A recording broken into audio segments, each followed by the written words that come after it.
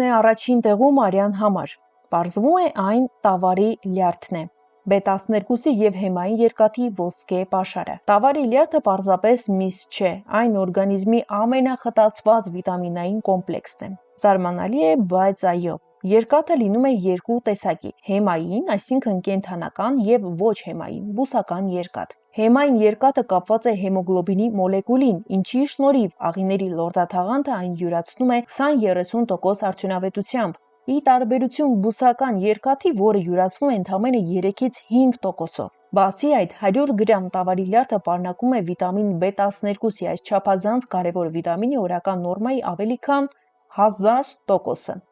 Առանց B12-ի ոսկրածուծում էրիթրոցիտները չեն կարողանում կիսվել, մնում են հսկայական և անպիտան և արագ քայքայվում են։